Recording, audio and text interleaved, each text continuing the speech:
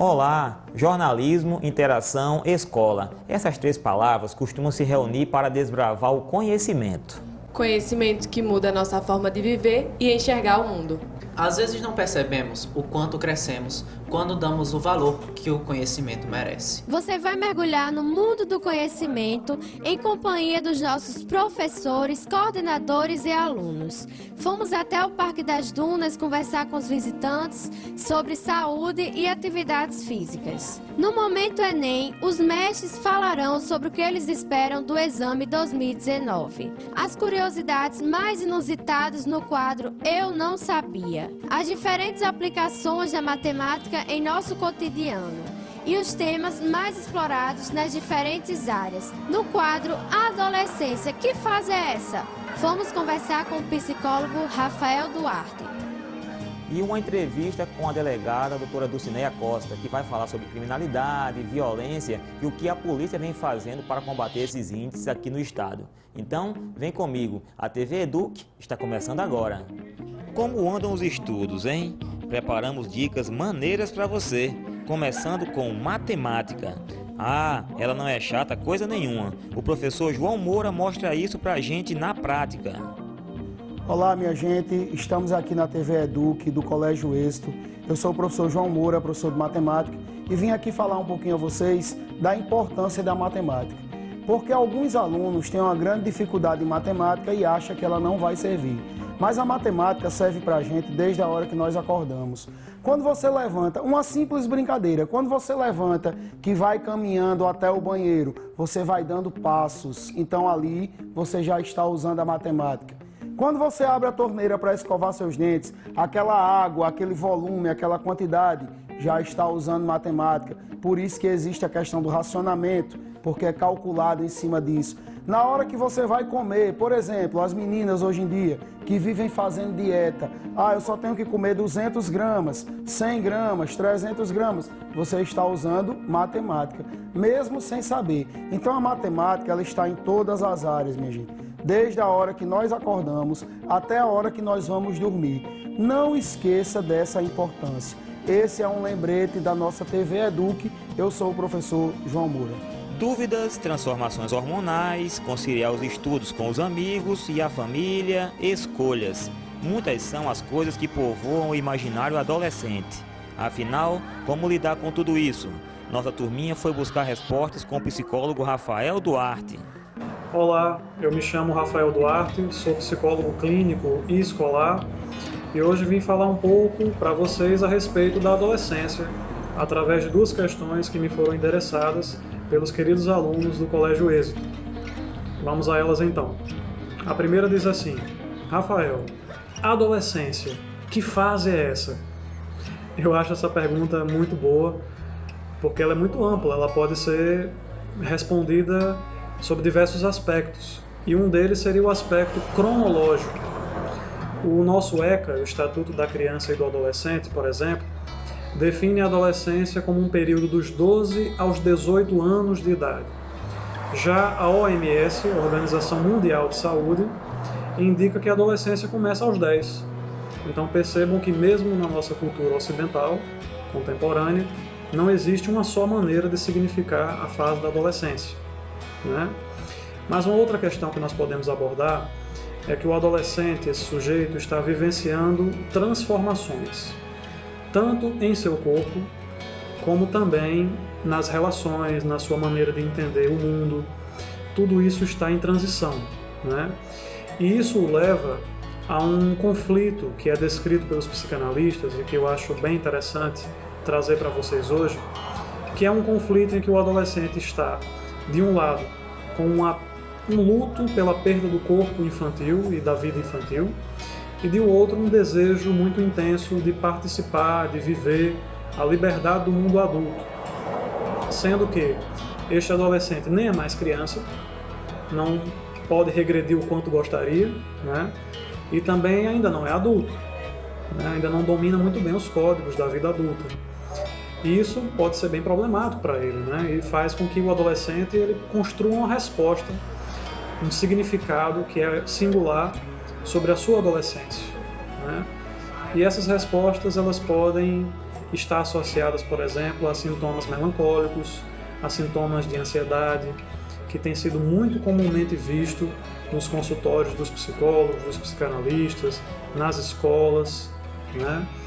E que nos põe a pensar que tipo de sujeito é esse, o da nossa contemporaneidade, né? Que fabrica adolescentes cada vez mais pensando em morte, escrevendo cartas póstumas, se cortando, tendo uma ansiedade tão intensa que não consegue desempenhar bem as suas funções cotidianas, as atividades do dia a dia.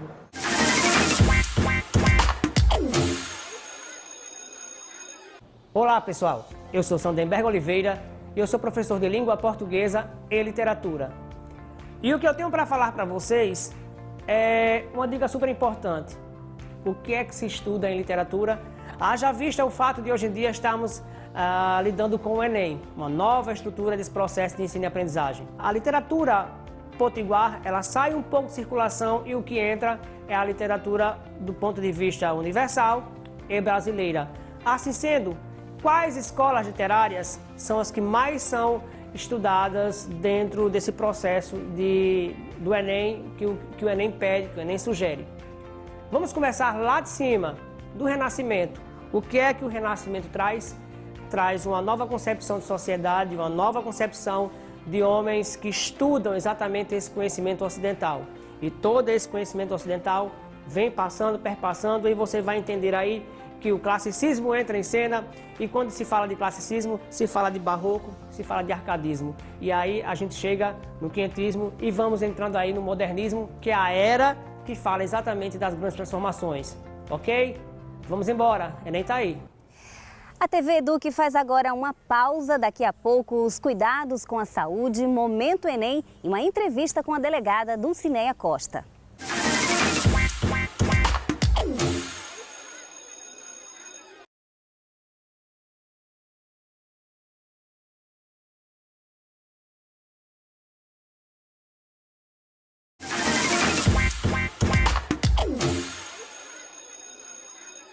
Jadson, olha só, o Enem 2019 divulgou recentemente suas datas e nós antecipamos o que esperar do exame deste ano.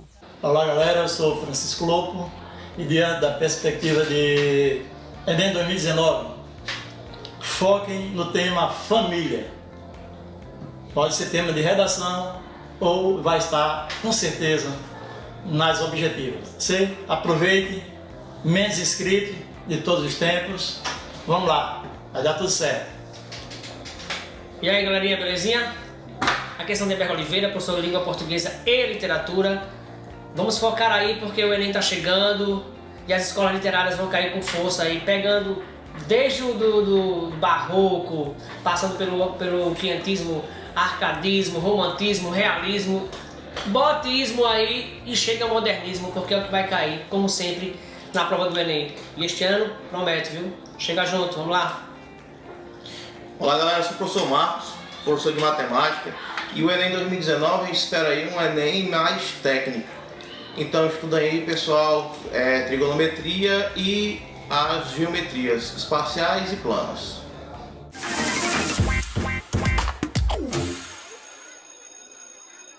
Galera, olha só, você sabia que no período imperial brasileiro, durante o segundo reinado, primeiro e segundo reinado, o período imperial, que vai de 1822 a 1889, foi instituída a bandeira imperial brasileira. E tem uma curiosidade, tá? Você vai pegar essa bandeira atual nossa, a bandeira nacional, você vai ver que ela tem 4 cores, né? Muitas vezes a gente nos foi ensinado que as 4 cores são referentes ao verde das matas, o ouro, o amarelo do ouro. Só que, gente, o verde, na verdade, pertence à família dos Bragança, a família do Dom Pedro I.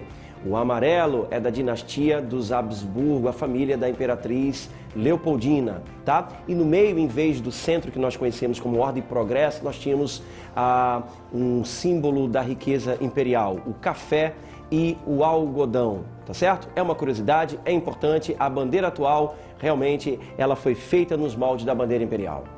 Valeu, galera! Você sabia que a atividade física pode contribuir para a sua saúde mental? Nós viemos até o Parque das Dunas para explicar isso melhor. Olha o seu Mário aí.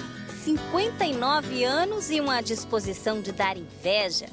Regularmente ele vem até o Parque das Dunas para se exercitar. Porque não adianta você ficar com a idade acima de um determinado tempo e não ter saúde. Se você fizer o seu exercício físico, você evidentemente está cumprindo com o seu dever de cuidar de você mesmo. Praticar atividade física regular é muito importante em qualquer idade. Faz bem para a saúde do corpo e da mente também. Em um cenário repleto de situações nocivas à nossa saúde mental, como a correria, o trânsito, a pressão no trabalho, as dívidas, fica o alerta. Estamos adoecendo cada vez mais cedo. A depressão, o estresse, o esgotamento mental são algumas das patologias que desorganizam vidas de centenas de milhares de pessoas mundo afora todos os dias. Com tudo isso, a necessidade de modificar o estilo de vida sedentário é cada vez mais vital. Para manter uma boa saúde da mente, é preciso cuidar bem do seu corpo, dormir bem, alimentar-se de forma adequada e praticar exercício físico regularmente. Quando nos exercitamos, o nosso corpo libera endorfina, substância natural produzida pelo cérebro durante e após a realização de uma atividade física. A endorfina, também conhecida como hormônio da alegria, ajuda a relaxar, reduz o estresse, a ansiedade e melhora o humor. Eu geralmente caminho, mais caminhar, certo? Mas quando tem um tempo vago, assim, eu procuro estar caminhando ou correndo, praticando esporte. Eu gosto de jogar futsal. Você se sente mais livre quando está fazendo. Você acha que a atividade física traz benefícios para a tua mente? Qual que é essa sensação? Sim, com certeza. A atividade física libera muitos hormônios, né, como é comprovado. E a disponibilidade, você fica mais ativo, você fica com maior disposição para fazer as coisas, é muito bom. Durante a atividade física, há maior produção de neurotransmissores, como a serotonina e também a anandamida. Os neurotransmissores ajudam a aumentar o número de sinapses, ou seja, as conexões entre os neurônios, prevenindo a atrofia do hipocampo, que está associada à depressão e à ansiedade. O exercício físico por si só já traz inúmeros benefícios. E se for combinado com outros remédios naturais, como a luz solar, a ingestão adequada de água, por exemplo, o resultado será muito melhor. Então, está esperando o quê para começar a se exercitar?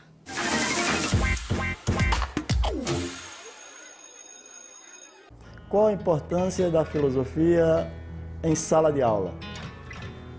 Esse é um projeto que deveria estar sendo já utilizado do Fundamental 2 ao ensino médio, visto que tanto as crianças quanto os jovens questionam, buscam, perguntam a todo momento o porquê das coisas. Segundo Pitágoras, filosofia é um buscar de conhecimento. Ele criou a própria palavra, fazendo junção de duas outras, filo, amizade, sofia, conhecimento, sabedoria. Então, o filósofo é todo aquele que se encanta com os fenômenos naturais, da natureza humana, e que questionam o porquê das coisas que são como são desde sempre.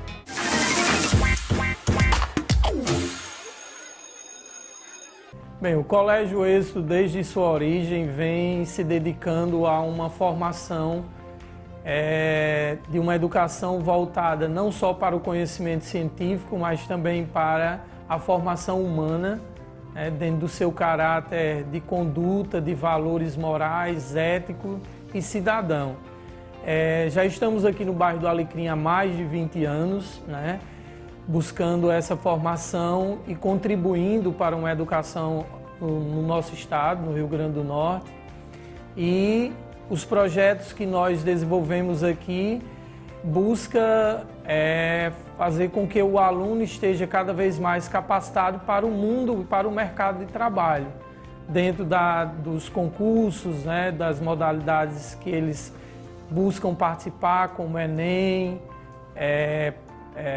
Olimpíadas de conhecimento e outras áreas de formação também. E chegou o momento da nossa entrevista. No programa de estreia, trouxemos a delegada Dulcineia Costa, que vai falar um pouco sobre violência, criminalidade e como funciona o trabalho da polícia aqui no Rio Grande do Norte. Olá, doutora Dulcineia, muito obrigado por ter vindo para o nosso programa, ter aceitado o nosso convite para ser entrevistada. Eu que agradeço o convite e parabenizo a iniciativa de falar de um assunto tão importante e ainda um pouco desconhecido pelas pessoas. É verdade. Criminalidade, ela assusta, a violência também. E assim, para conhecer um pouco mais desse mundo, né, de como funciona tudo isso, trouxemos a doutora Dulcineia, que vai conversar conosco sobre o tema, e os alunos aqui do Colégio Êxito, que vão propor alguns questionamentos para conhecer mais todos esses bastidores aí. Começando então com a aluna Laís, que tem uma pergunta para a senhora, doutora Dulcineia, e ela pode fazer agora, por favor. O nosso RN ficou em primeiro lugar como o estado mais violento do Brasil. Doutora Dulcineia, em sua opinião, o que fez o RN ficar tão violento? Falando assim como cidadã, né, como a cidadã Dulcineia, e não representando aqui a Polícia Civil, até porque eu não tenho dados efetivos sobre isso, mas a gente percebe, né, no nosso dia a dia um aumento da violência, um aumento dos roubos, um aumento dos homicídios.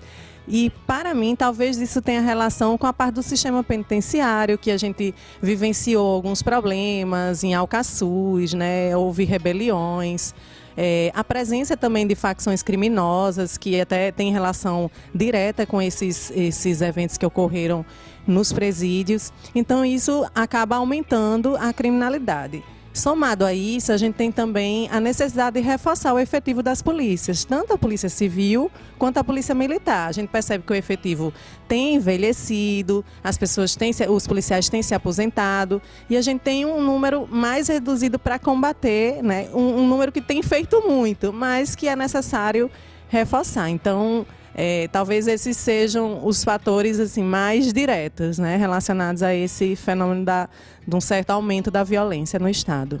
Os índices de violência atualmente estão altíssimos. E como a senhora sabe, como a nossa amiga Laís falou, o Rio Grande do Norte ficou em primeiro como o estado mais violento do Brasil.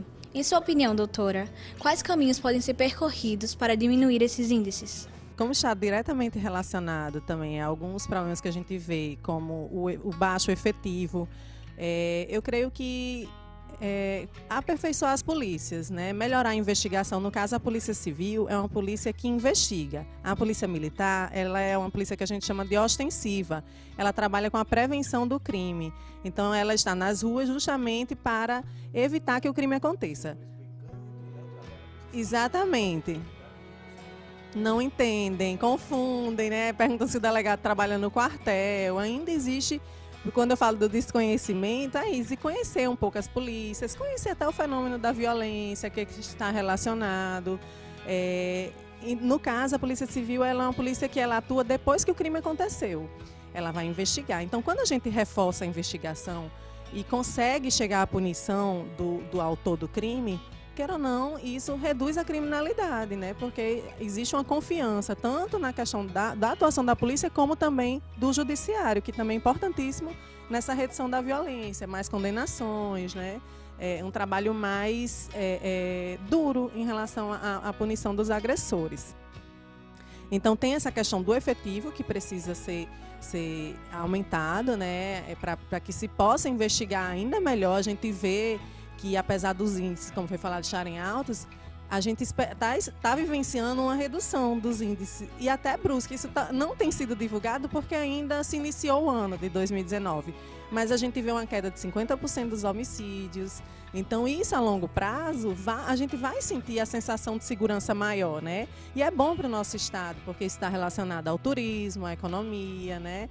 Então é importantíssimo a gente estar atento a esse fenômeno também da redução da violência, não só o aumento, mas também a redução. Mas voltando ao que pode ser melhorado, eu creio que é isso, investir nas polícias para que de alguma forma a gente consiga fazer um trabalho ainda melhor e também continuar esse olhar sobre o sistema penitenciário, que é importantíssimo também. Doutora Dulcineia, esclarecimentos importantes. Agora uma curiosidade que talvez seja dos alunos também, de muita gente que acompanha o trabalho da polícia. A senhora em si sempre quis ser delegada ou como é que nasceu essa sua vontade de chegar até ser delegada aí? Não, até eu vejo algumas colegas que às vezes relatam, eu brincava de polícia e ladrão e eu já queria ser delegada, né? Mas não, foi uma coisa que surgiu naturalmente, um encaminhamento da vida, né? Eu costumo dizer, porque eu estudava para concursos e quando eu estava estudando para concurso, eu sou formada em Direito, né? Para ser delegada tem que ser formada em Direito. Não precisa ser advogada, não precisa fazer o AB, mas eu preciso ter a graduação no curso de Direito. E quando eu estava estudando para concurso, eu percebia que a minha inclinação, né, eu tinha muito interesse pelas matérias relacionadas a penal e processo penal, que lida com os crimes, né? Então ali, a partir daí, eu comecei a selecionar concursos que tivessem relação com isso. E acabou que o concurso da Polícia Civil, tanto daqui do Rio Grande do Norte como da Paraíba, saiu no mesmo período dos meus estudos. Eu passei, experimentei a academia de polícia, né? Foi 6 meses de curso de formação. E, assim, realmente, hoje eu me sinto realizada na carreira, mas não era algo que tinha desde a infância, né? Foi um encaminhamento natural da vida. Maravilha. Sabemos que é um concurso bastante concorrido, né? E tem que ter um perfil também para assumir, para encarar esses desafios que são enormes. É verdade, é tanto que existem diversas fases. A gente faz a prova, né, objetiva, que são as questões objetivas, a gente faz uma prova subjetiva, que é um texto, uma dissertação, a gente tem depois a prova física, de aptidão física, a gente tem um exame psicológico, é o psicotécnico. Então existem alguns requisitos, né, para entrar, algumas avaliações. E de fato, isso é muito necessário. Na prática da atividade, a gente vê o quanto é importante ter o equilíbrio emocional, né, porque a gente lida com situação de estresse, a gente lida com a criminalidade, a gente lida com um lado, queira ou não, obscuro, né, do ser humano. Então precisa de fato. E que a questão física também é muito importante, porque apesar da gente trabalhar com a investigação, parece que tem sempre a ideia que é dentro de algo, né? Assim, é muito burocrático, carta horária, mas não, a gente participa de operações também e é necessário ter essa capacitação também operacional, de lidar com a arma, né? Lidar com o armamento, usar o colete, tudo isso é importante. Um conselho para os jovens que estão nessa fase crítica de 13 a 18 anos? Sim, eu acredito muito e até por isso eu valorizo tanto esses projetos em escola. Eu acredito muito na educação, né? De o jovem aproveitar o tempo que tem. Eu sei que a qualidade das escolas pode melhorar também, né? Mas queira ou não, tem disponível para eles a escola e lá eles podem crescer, aprender. Focar numa atividade física, também no esporte, é muito importante para se manter longe da criminalidade, porque realmente é um caminho assustador. A gente vê, né, até quando pergunta um conselho para um jovem, para ele não entrar na criminalidade, a gente vê que é um caminho bem triste, porque ou acaba numa prisão, ou acaba numa morte. A gente tem uns índices altos, né, de morte na juventude, que jovens envolvidos com a criminalidade, levados até a criminalidade.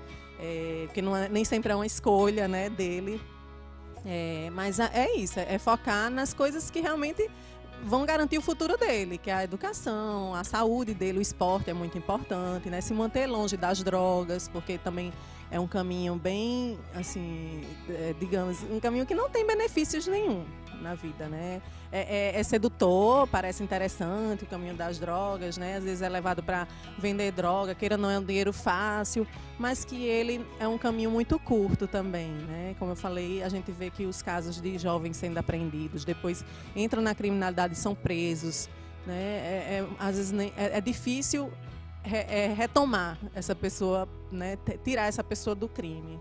Ok, doutora Lucinéia, muito obrigado por ter participado aqui dessa entrevista conosco. Você que aceitou gentilmente vir até aqui para falar com a gente, com os alunos do Colégio Êxito, esse projeto TV Eduque, que é um projeto que leva jornalismo para a sala de aula. Obrigado, sei que seu tempo é bastante corrido, agradecemos imensamente a senhora, tá? Eu agradeço, quero parabenizar, né, mais uma vez a sua iniciativa e a participação também dos alunos foi excelente, né, parecem até profissionais mesmo.